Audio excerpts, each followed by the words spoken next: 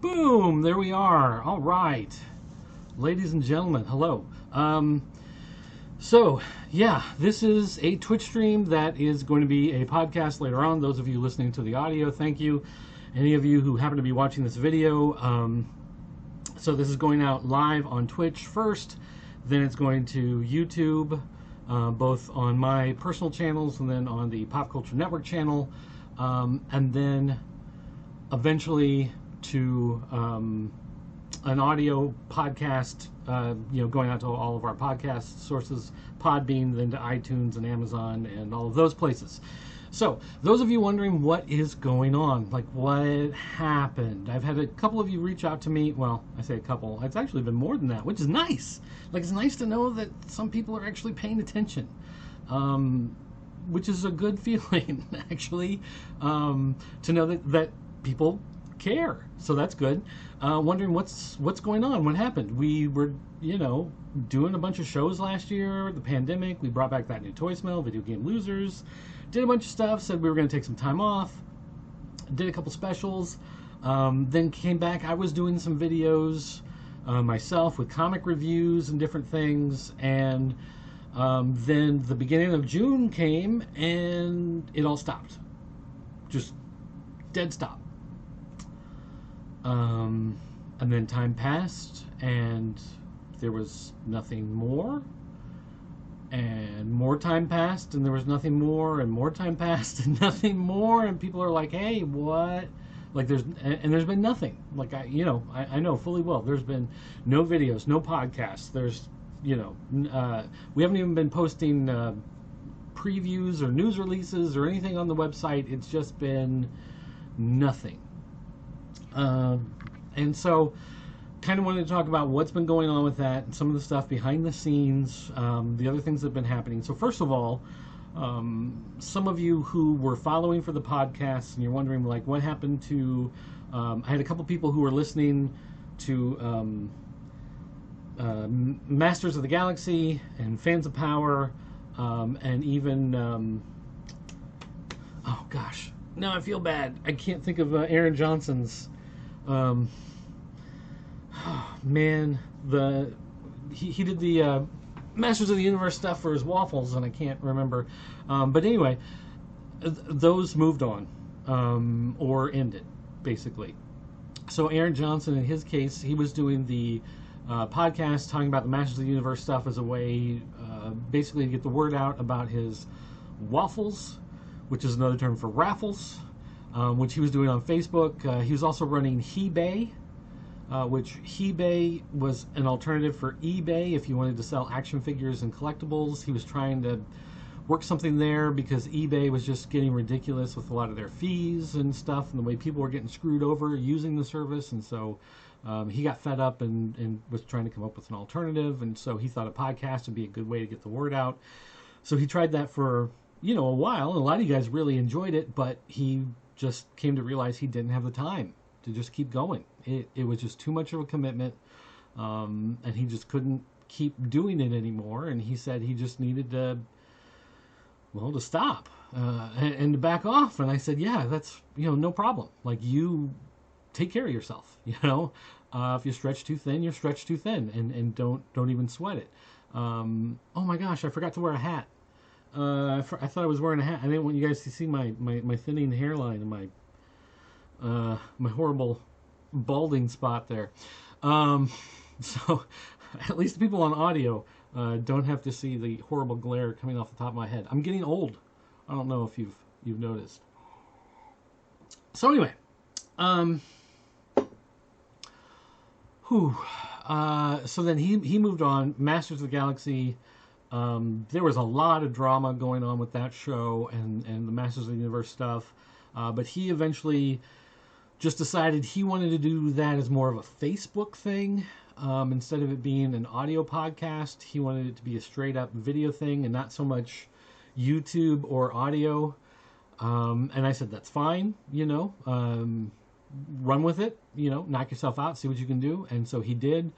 And then apparently he went out and made a bunch of enemies of people, and I don't even know what all happened, and just kind of backed away from the whole situation and said he's on his own. He took that and ran with it, and that's 100% his, and I have no idea what happened. But Fans of Power is still going strong. I've mentioned this before, but they just said that they wanted to just kind of stretch out on their own and try to do it as their own thing and see what they could do with it. And I said, more power to you, knock yourself out. I'm glad I could help.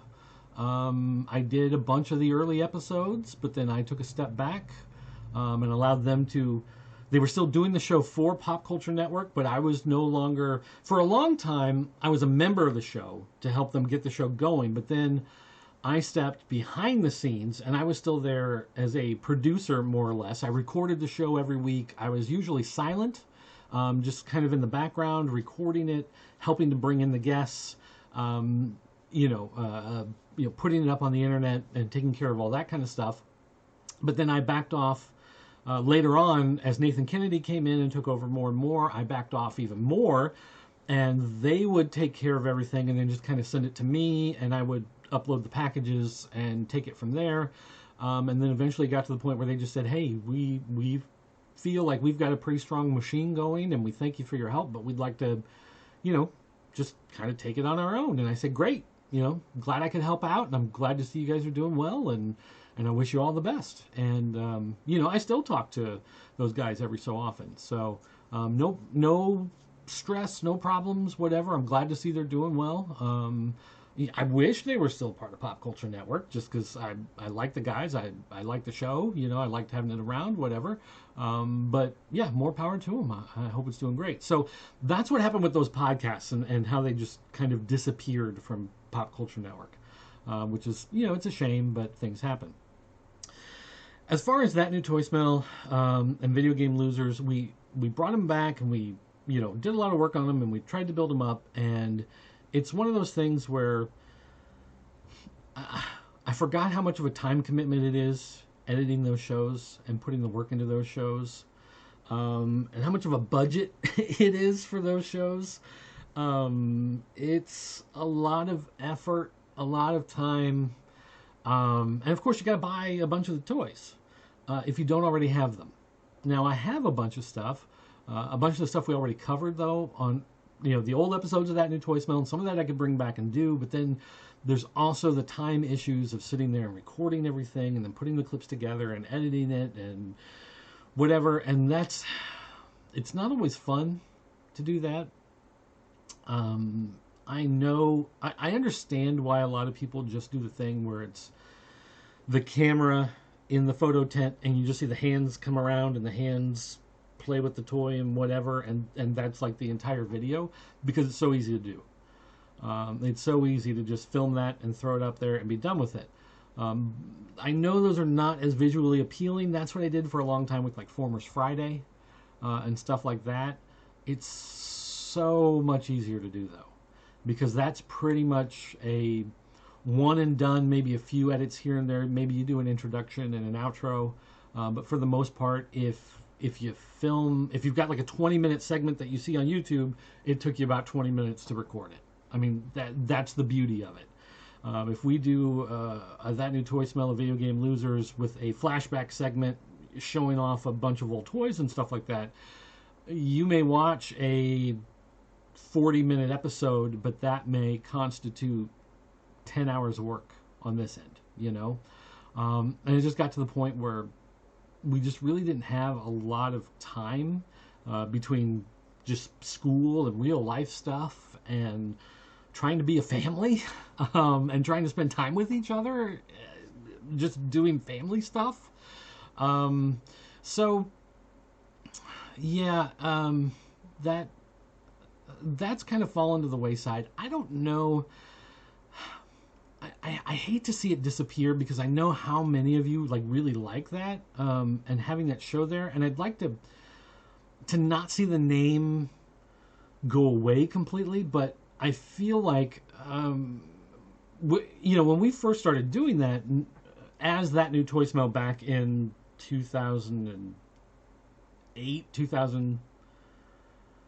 7. I mean, I don't remember exactly when we started doing that, but nobody else was doing it. Now you've got channels like Toy Galaxy, which do it very, very well. And so there's really, I watch us trying to do it now, and it's like, I'd rather watch what someone else has done than try to struggle and create it. Because there's other things I'd rather do. There's other things I'd rather create with my time, and other things I'd rather work on. Which is part of the reason why, those things kind of fell aside, and you saw like more of the comic stuff, because that's the stuff that really I'm more interested in, and it's a little easier to do because I don't have to do a whole history of something. I don't have to give all the background information on stuff. So that is a lot easier for me to focus on. But there are a couple other things to keep in mind. Like, for instance, my son does a lot of stuff on Twitch himself. He streams a lot. He plays a lot of games online. He's got a lot of friends. He's building up his community. He's got over 100 subscribers and whatever, and he's built his channel. It might be, I don't even know if it's 150, 200 now. I have no idea. So he's got his own thing going, and every time I'm asking him to come do this, it feels like I'm taking him away from something he's already working on, that he's trying to accomplish, that he's trying to build on his own. And I really hate taking that away. So I'd like to not see it, that new toy smell and video game losers disappear, but I'm not really sure what I want to do with them. And if there's other people that want to step in and try some of this, let me know. But I don't know if maybe it needs to become more of a podcast type thing, or if you guys, I don't know what you guys are really looking for that could also be done. Like I said, there's so many other channels that are doing this type of stuff, and I think what really helped with originally back in the day when we were doing this was the personalities of the people involved talking, and all sharing and joking and whatever, and having just one person or two people, the same people, myself and my son, just over and over and over. It's not the same dynamic, as having 4 people, 5 people, 6 people that can all kind of rotate, doing different segments, talking about different things. So that really, I think that is part of the big issue. And of course, the global pandemic didn't help. We can try doing some of the stuff online, but of course, everybody's got their own thing now. So I don't know if there's anybody up and coming that would be interested in collaborating on these types of things, doing it, Zoom style, video conference style, talking about new stuff coming out, all the toy news, all the video game news, talking about E3, talking about Toy Fair, going through all this stuff. I don't know. Maybe that's something to think about in the future. But as for right now, I just don't see how it fits. And I guess I'll just leave it like that for now. So that's as far as that stuff goes. Now, as far as the beginning of June and why everything just kind of stopped, dead in its tracks. For one thing, June is a horrible month on the internet. And that's when I got to be careful what I say, because everybody who wants to go into attack mode comes out, and if you're not 100% on everyone's side, then you must be 100% against them. And I'll just kind of leave it at that. And people who've dealt with this know exactly what I'm talking about, and if you're not 100% sure what I'm talking about, then just don't worry about it. But it becomes a thing where if you're doing stuff in June and you're not 100% dedicated to what they are 100% dedicated to, then you must be their biggest enemy, and you must be there for a takedown. So I try to avoid June just kind of in general. Online, like even personally, like don't go on Facebook, stay off of Twitter completely, don't go to Reddit that much, just in general. But also June, the beginning of June was when I went to camp. Just like Ernest, I went to camp. Unlike Ernest, though, I was actually a volunteer for faculty. So I was helping a bunch of high school kids spend a week at camp. No internet, no phone, no devices, no parents.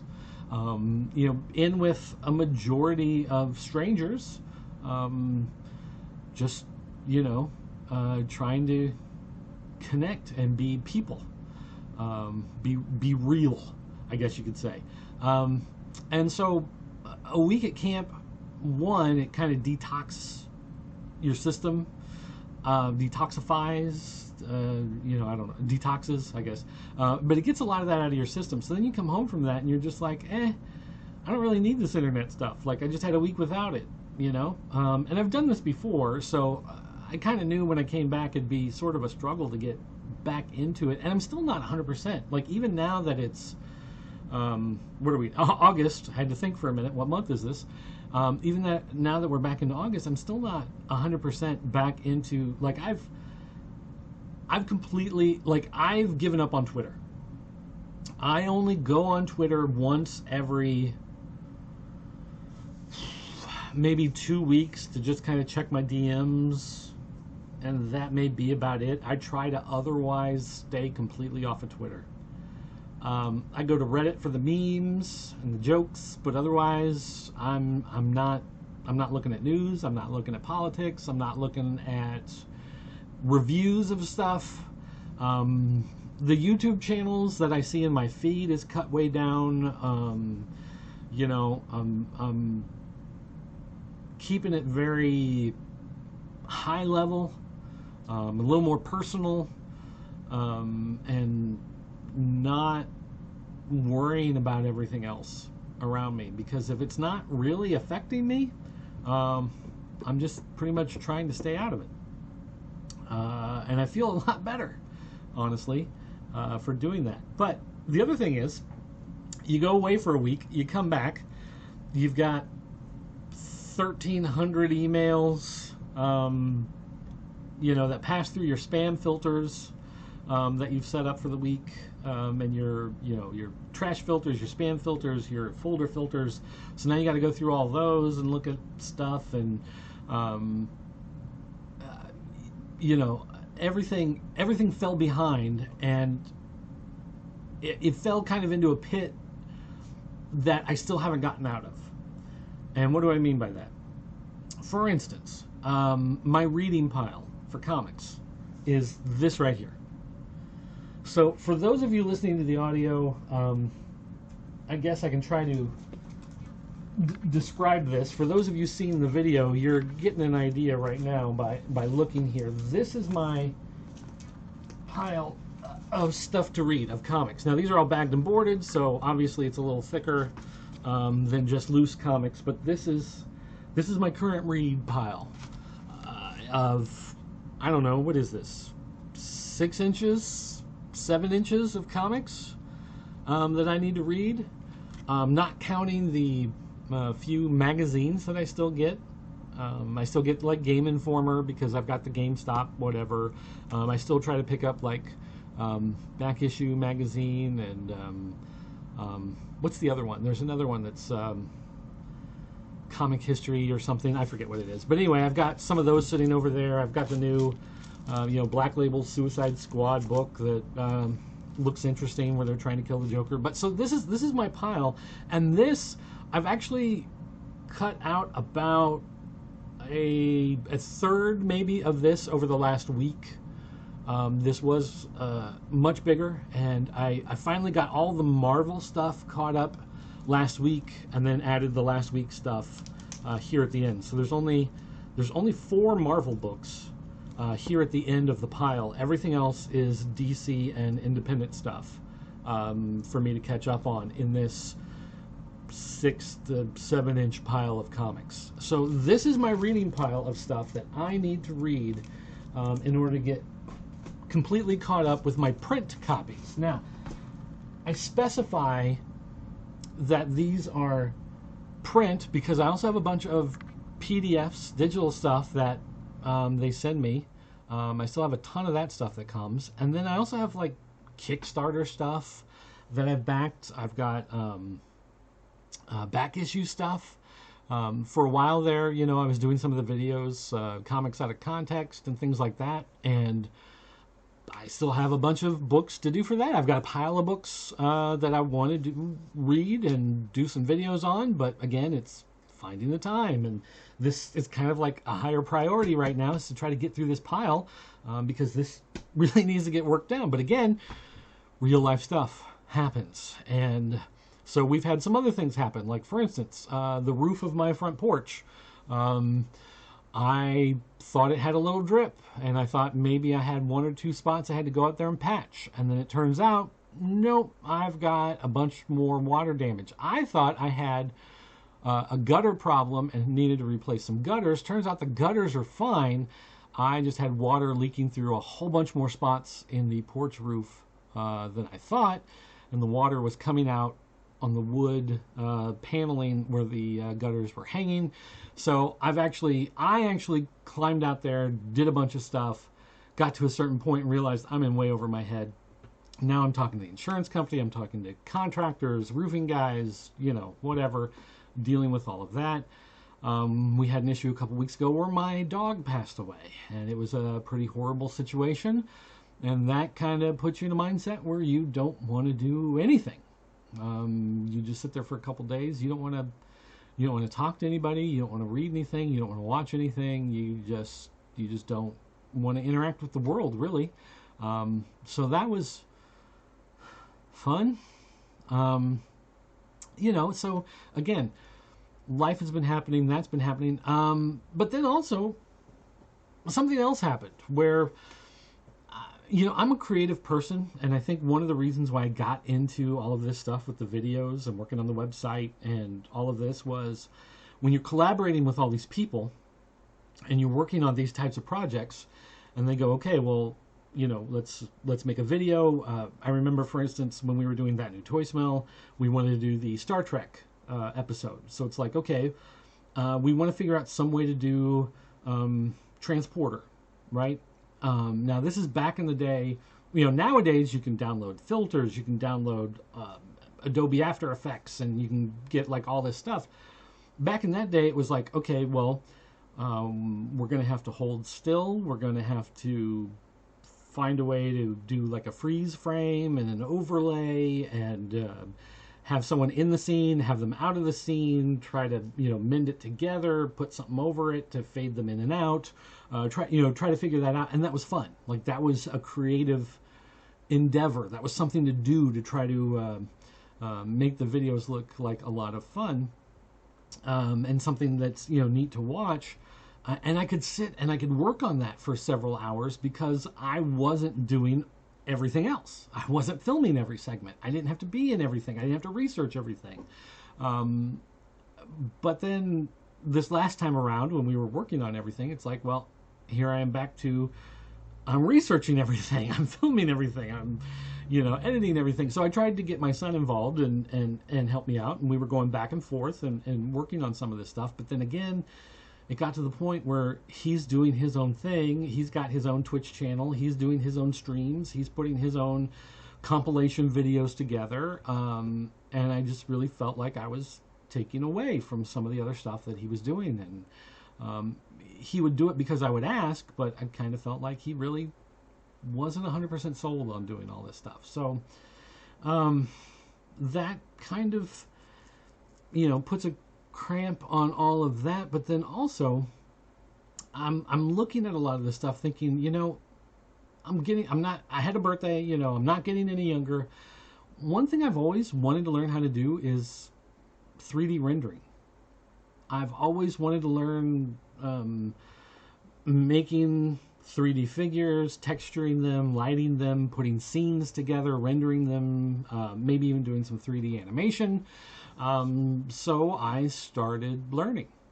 Now I'm still at a very basic level. I'm doing a lot of what they call digital kit bashing, where I'm getting assets from other people with things that they've built, and I'm taking from that and adding things, taking things off of that, taking a piece from this and a piece from this and putting them together to build a scene, and putting things together. But what I've ended up doing is playing around and making things based on some of these things that I found and making 3D renders. So, and what I'm doing, because I'm learning, I'm rendering things a bunch of different ways, over and over, and making small adjustments. Like you can see here, just little adjustments with hands and arms and lights, playing around with some of the textures, playing around with the fog, and how moody do I want the light to be, and how if you look where the the candles are and things, you can see there's a lot of little dots, little specks, as opposed to here where things are more flatly rendered. Trying to get more atmospheric. Do I want things to look more steady or more chaotic? Do I want things to look super detailed or less detailed? And coming up with some things like that. So I wanted to learn, and so I spent basically 3 weeks learning, just learning, just again, digital kit bashing things together. Let me show you another one that I did. Did quite a few revisions on this one as well. If I can do that. Does that show up? Yep. Okay. So here again, we had it's like an alien's busting through a space station, causing an explosion. This is a very low-end render, just to kind of get an idea for placement. Where do you put the camera? Where do you put the lights? What color lights? Put an explosion in there. That alien creature thing is actually a gargoyle with I ripped the wings off of just to have some sort of creature. But then, once you have them in there, then it's like, okay, let's play with some of the lights. Let's move the camera a little bit. Let's readjust things and render it and see what that looks like. And then once you get those things done, it's like, okay, let's take another step and move things around and play with the lighting and get the fire to look a little more real, and put a little more weight into some of the figures and change the pose. And then, maybe we should move in a little closer. And then now here we're getting to more of a finalized type render. Let's make the armor shiny. Can we make it shiny? Is this too shiny? How shiny is too shiny? How much lighting is real lighting? And then, why is there this big black line in the middle of this explosion? Like, why is that happening? Trying to figure out the software and how it works and why it works, and what different things are doing, and how can I get more of a glow coming off of the explosion and making it look, here it looks more like smoke with some, light in it. Can we make it look more like an explosion? Something like this. So I just kind of play around. And I just learn with experimentation and playing and doing things. And of course, a high-end render can take a couple hours. Luckily, a nice render runs really well on an NVIDIA graphics card, runs a lot better, and I have NVIDIA graphics cards, so that's very helpful to me. But I wanted to learn, and so I learned. And I gave myself the time to learn how to do some of that stuff. So I'm playing around with different textures and different colors and different lighting and different backgrounds and photo backgrounds, and mixing a 3D created object with a photo background, and different things like that. And then the next step will be the animation. I've got software for it. It's just a matter of, okay, so now that I'm learning, how all the 3D stuff is working and the camera stuff is working and the focus and all this stuff, now let's go look at the animation. So eventually, where does this lead? What's that going to go to? Am I going to start doing short animated films? Maybe. I don't know. But it's something I always wanted to learn, so I let myself learn. Which of course takes away from some of the other stuff. Now, one thing is, when something's rendering and it takes a long time, that gives me an opportunity to hit that read pile and start reading through stuff and working through it. But again, everything takes time. Everything you want to do is a balance of time and trying to figure out what's the best use of that time. And I don't want to do something just because I'm trying to chase something I did a decade ago. You know what I mean? I don't want to see things that I invested in heavily in the past die. But I don't want to focus all my time and energy into something just because I don't want to see it fall away completely. You know, it's a tough balance to try to figure out where to put some of this stuff, and how much time and energy to put into these things, which is why, you know, I'd really like to find some more people who would like to get involved with some of this stuff, and you know, they're just looking for the opportunity. That was the great thing about Fans of Power and Masters of the Galaxy and all of that stuff. They were just guys looking for an opportunity, and I could help them and get them started, and it got us the ability to create something and get it rolling. And now Fans of Power is, you know, turned into its own thing, and it's great, and I'm glad to see it going. And I you know, I do feel proud that I was part of that. You know, early on, that I could help build it and nurture it and get it to where it could fly off on its own. But at the same time, you know, I couldn't have focused all my time and energy on something like Fans of Power for forever, and never focus on any of the stuff that I would care about, because then I would go nuts. You know, I have to have my creative outlets. So it's a tough balance. It's a tough balance. So where does this leave everything for Pop Culture Network? I don't know. At this point, I don't know. There's probably going to be a time in the next couple months where I get a creative idea, I get some sort of spark, and you're going to see a flurry of toy reviews or comic reviews, maybe when I hit the end of this pile, and I've got something to talk about with comics. You may start to see a bunch of activity again on some of those videos. You may start to see a bunch of podcasts. You might, I don't know, maybe more videos like this, just kind of talking through some of these issues. But when I want to learn the stuff that's out there, like especially with comics nowadays, it's hard to find anything that I really want to watch, because, again, I have to be careful how I say this, but everyone, much like everything else that we see nowadays, it's either you're 100% one way or you're 100% another way, with things that almost have nothing to do with the comic. And that goes for the people who create them as well. And that's a big problem. I no longer purchase a bunch of comics that I used to. There are books that I personally have bought for 30 years that I no longer purchase, because the people writing them are people that in real life are on those battle lines where they say you're either with us or you're against us, and if you're against us, we're going to take you down. And that attitude they bring to the way they develop characters and storylines and what they introduce into the comics, and I have no interest in that. You know, it's called escapism for a reason. It's entertainment for a reason.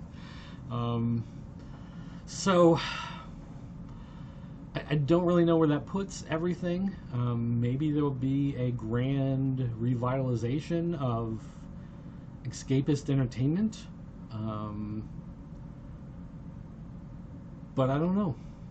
So, at least for now, I'm going to sign off with just it's not goodbye, but it's just a so long for now, and I hope to see you again soon.